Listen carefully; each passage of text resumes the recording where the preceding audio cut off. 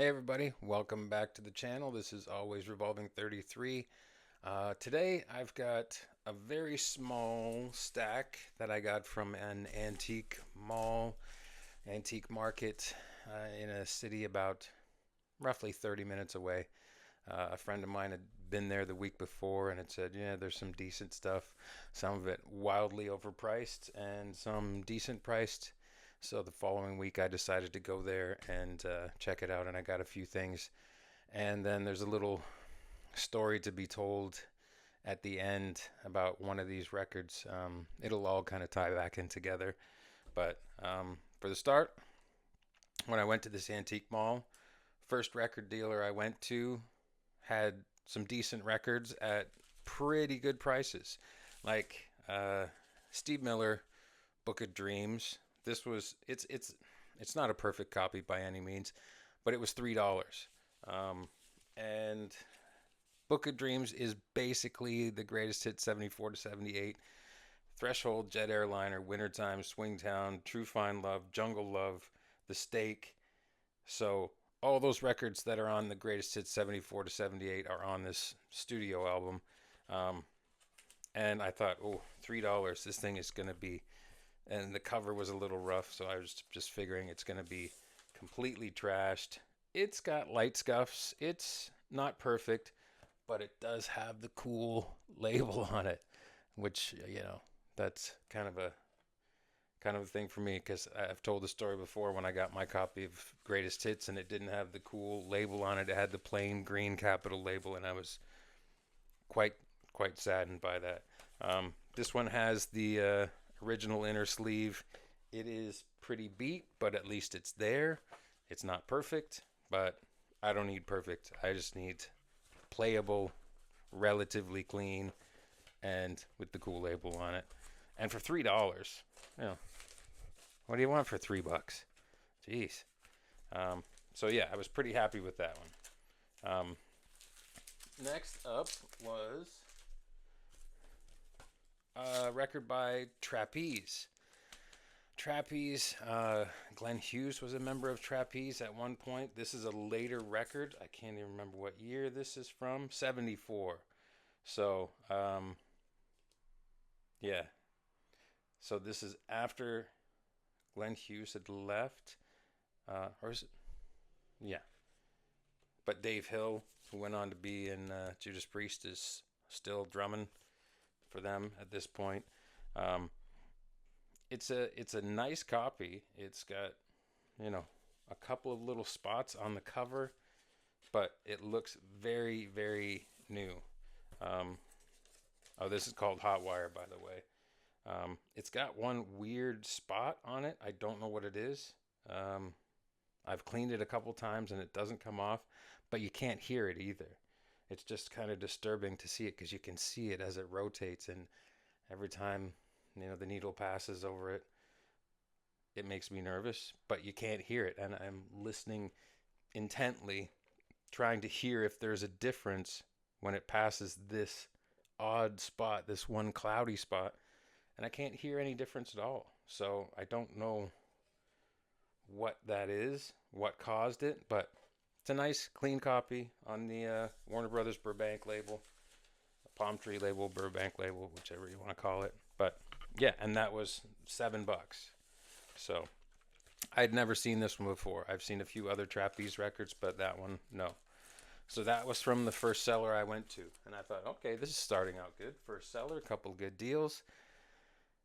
And then from there, it pretty much went downhill for almost the rest of the time. I looked through a lot of records. A lot of them were easy listening records, Johnny Mathis. I've never seen so many Johnny Mathis records in one place in my life.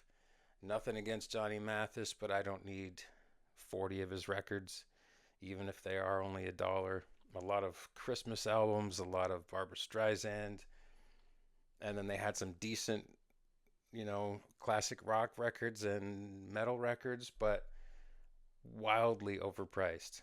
Like an absolutely beaten copy of Led Zeppelin 2, red label Led Zeppelin 2, but it didn't even look like it was playable. And he was asking, I think it was $120. and it's $120 piece of junk. It wouldn't even be playable. So yeah, some very different ideas on what records are worth in that place. Um, Next up is another Sandy Denny record. Uh, Hard to find Sandy Denny records. There's not that many, and the ones that there are, I don't know if they were pressed in large numbers. Um, Everybody will know Sandy Denny's voice from the Battle of Evermore, but also from Fairport Convention. Um, and yeah, I didn't know this record existed, and I saw it. It was, I think, $12, and the cover was a little beat. There's a little tear in the edge, but the vinyl itself is perfect on the later Island Records label. Um, so this is Rendezvous. What year was this? I didn't even look to see what year. 77. So this quite possibly could have been her last. I don't know if it was the last solo record she did. Um, but anything with Sandy Denny, I'll give it a try. I have not listened to this one yet. I've listened to the other stuff, the other Sandy Denny solo record I bought, and yeah, it's good. Her voice is like nobody else. I'm sorry, I'm having trouble getting this back in here, so I'm just gonna do this and take care of this after. Don't worry, I won't let anything happen to them. Next up, a little bit of a flashback to high school. Cheap Trick, Lab of Luxury, the Cheap Trick comeback record. When they made their comeback, I was going to a lot of concerts, so I think I saw Cheap Trick open for probably 4 or 5 different bands. Saw them open for Aerosmith for sure. I saw them open for Bon Jovi for sure. I saw Cheap Trick on their own, and then years later, I saw Cheap Trick when I was in Texas to see the ZZ Top 50th anniversary tour in Houston. It was Cheap Trick with ZZ Top and Bad Company as well. Um, but yeah, this record was very, very popular. Just about everybody had it. It got played a lot, and it's a pretty good record. I always liked Cheap Trick, but this was a solid comeback, and this is a very, very nice, clean copy. And this was right on the verge of the CD takeover. So to find a nice, clean vinyl copy, yeah, I was happy with that. And this was $11. So a deal. Not a super deal, but a pretty good deal. I'm happy to pay $11 for that Cheap Trick record.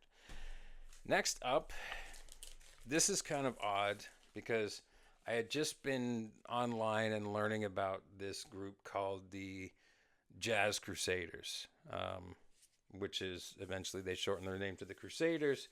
But the day before, I had been searching around and followed down the rabbit hole on YouTube, learning about this group called the Jazz Crusaders. And then the next day, in that first booth that I went to at this market, they had a bunch of Crusaders records, which is later stuff. So I thought it's a $3 record. Okay, I'll check it out, and it's in just about perfect condition. Blue MCA label. Again, haven't listened to it yet. There just aren't enough hours in the day for me to check out everything I've bought lately. I'm gonna have to pause on the buying and focus more on the listening, which is kind of the idea of why you buy records, is to listen to them. But I was happy to find that, and it was $3. And they had probably 5 other Crusaders records. This is just the one I grabbed because it was in the best shape of the bunch. So if I give that a listen and I enjoy it, all the rest were around $3 as well. So I could go back to that same spot and get some more. Next up, Four Tops, Reach Out. I love the old Motown, Tamla Motown, Gordy, all those labels. Great covers, promoing other stuff. Four Tops on top, Four Tops live, Four Tops on Broadway. All those kind of records. The live ones, so cool. I love the Tamla Motown label. This one is a little rough, but it's on those tough old, it's tough old vinyl. It looks rough, but it sounds really good. So it's got a few spots. I have listened to this. Yeah, there's a bit of crackle in it, but nothing that will stop me from playing it because I like the Four Tops. I'm more of a Temptations guy, but I still like the Four Tops as well. And this was $3. So again, that was from that first booth I went into at the antique market. Yeah, $3. Really nice cover, great musical act, and a decent copy that still plays well. Plays better than it looks. Um, this one, I don't know. This one just kind of struck me as it's like, okay, this is going to be some funky, new agey, jazzy kind of thing. It was $6 again from that first booth, and I thought, all right, this it's from the mid to late 70s, 1978. Joaquin Kuhn featuring Jan Ackerman and Ray Gomez. I don't know anything about it.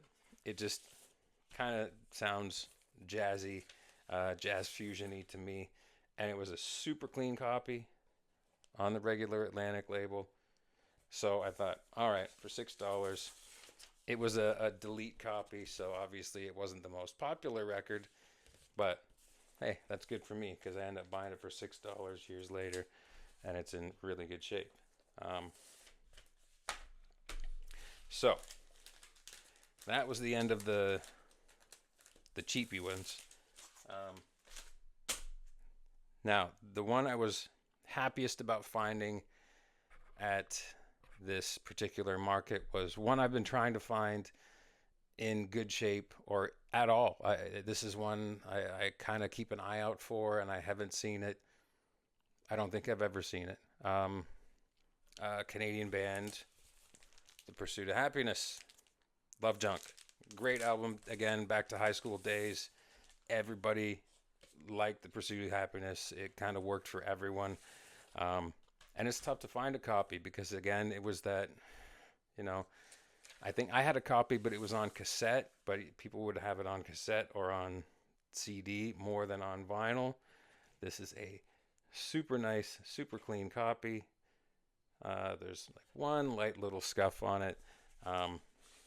But now,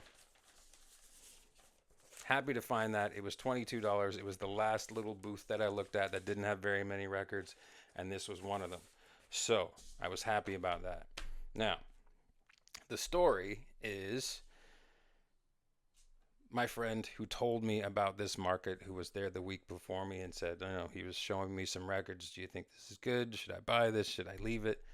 I had a copy of Pearl Jam 10 reserved for him, saved for him. He came by the next day after I had been at that market, and I said, oh, okay, you're here. He's here to pick up that record. And I said, I finally went to that, that antique store or antique market. And I said, I didn't have a whole lot of luck there. I found a few good ones right at the beginning, but there was a lot of looking and not much buying. And I said, until I got to the end when I found this one. And he just said, hey, you want it autographed? I said, what the hell are you talking about?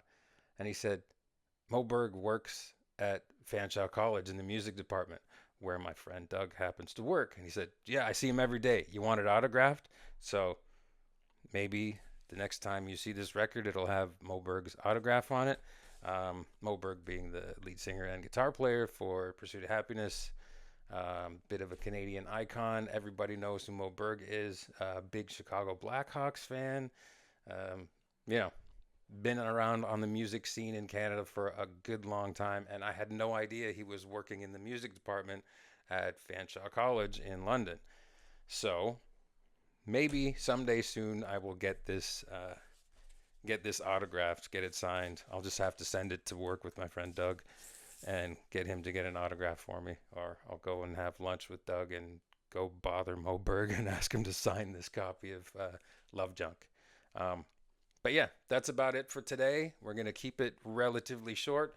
There wasn't much of a stack there, but the little story about The Pursuit of Happiness, Love Junk, I just thought that was kind of cool. So until the next time, I will see you around. Bye bye.